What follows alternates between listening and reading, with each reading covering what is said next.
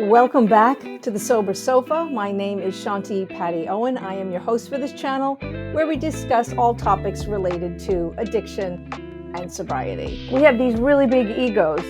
Let me tell you something. In the 12-step programs, a big part of it is letting go of our ego.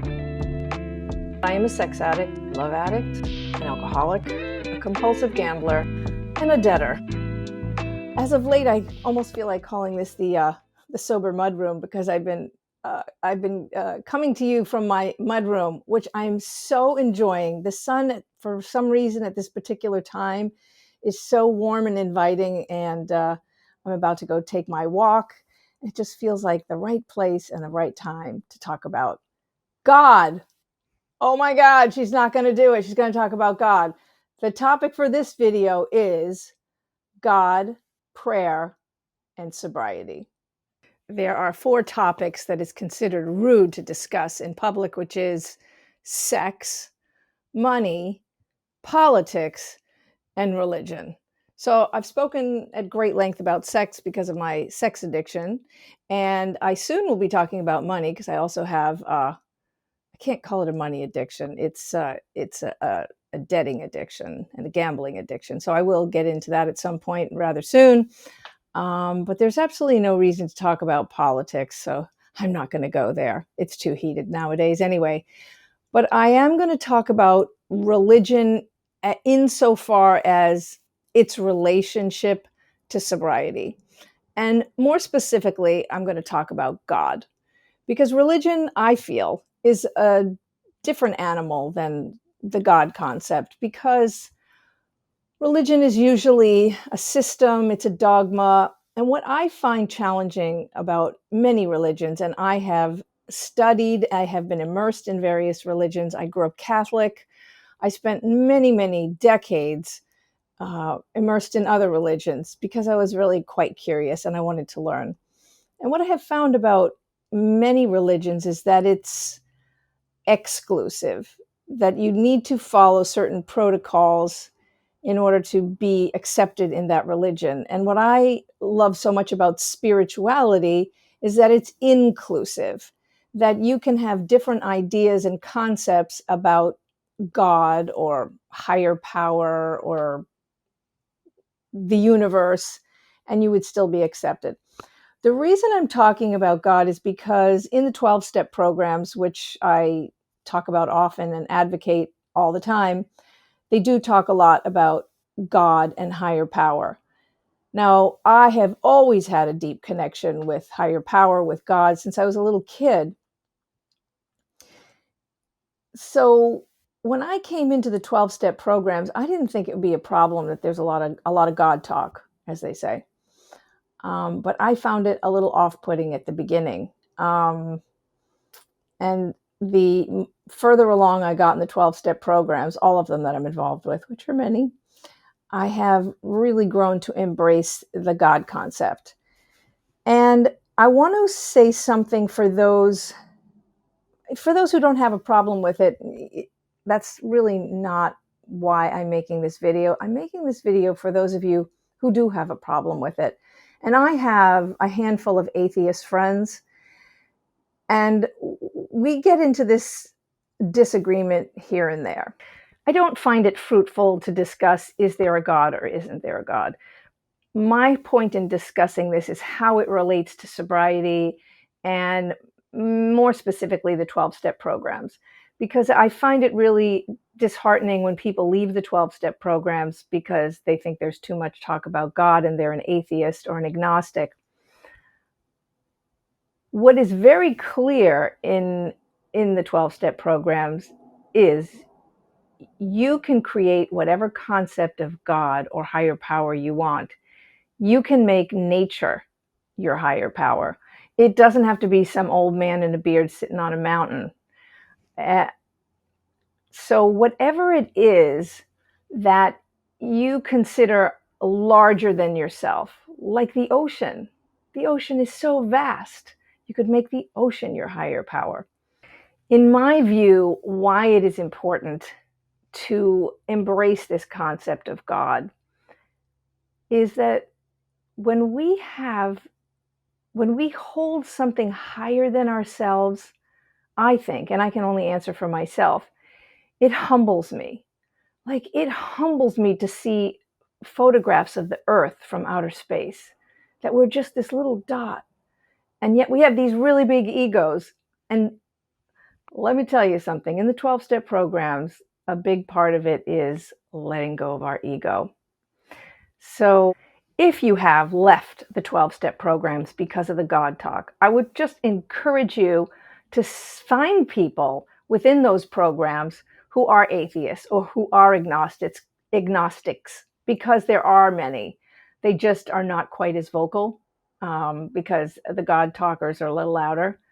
But the program of 12 steps is so incredibly healing and helpful and keeps us sober that it's worth another try if you've let it go. There are other programs to help people get sober and stay sober. It's just that they're not as plentiful. Now, who knows what they'll be like in 20 or 30 years. We've had 12-step programs since the 1930s, so we've got some good history under our belt. The other topic I want to discuss, which is slightly different than talking about God, is prayer. Prayer is another example of us humbling ourselves. I remember I spent several years in India, again, in pursuit of other spiritual concepts, ideas, ways of living. And at first, I really could not stand this whole thing about bowing. I was like, what is this bowing thing? And after several months, some person said to me, I'm trying to remember how it happened. It was probably over a cup of chai. And it was an Indian man. And he said, when we bow, we place our head lower than our heart, so that when we get up, we are coming from a place of the heart. Now, people in India bow to one another. It's not just a spiritual deity.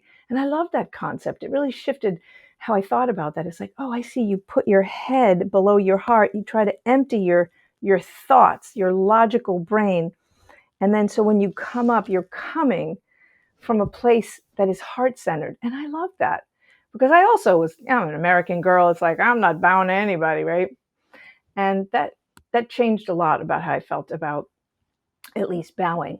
So in prayer, it's like that. It's like we are bowing. We are asking God to remove our character defects, to let us come from our better self, our higher self.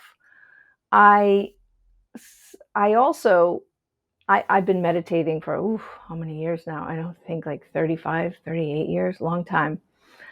I meditated a lot more than I prayed.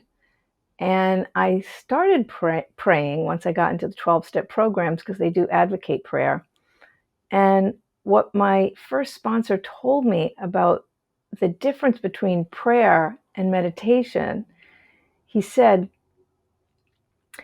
prayer is talking to God, and meditation is when we listen to God.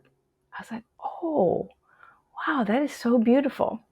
So now I do pray every day. I do meditate every day. I do talk to God every day. I work my 12-step programs every day. And I'm sober today. And as we say in the 12-step programs, it's one day at a time. So if you're a little bit shy about entering the 12-step programs because of the God talk, trust me, you'll meet your kind. You'll meet those that don't want to talk about God, and you'll become friends and let them support you. You don't have to do God the way you think other people do God. Whatever concept you have of God, whatever concept humbles you, you could make the 12-step meeting your higher power, because a group is bigger than you, and probably somebody or some bodies in that group will have some really good suggestions for you. So I hope that helps. For those of you who have trouble with the God talk, I hope this gives you some other way of looking at it, some options, and some support. Like I said, there are other programs that don't discuss God. They're very few and far between, but you can find them. And if you have the patience to seek out those in the 12-step rooms who are atheists and agnostics, there are many that do exist. I encourage you to look for them to get support within the 12-step network. Thank you so much for being here. I am going to take my wonderful winter walk now. And I would also like to thank you very, very much for subscribing to this channel and for hitting the bell notification, for a thumbs up to my videos.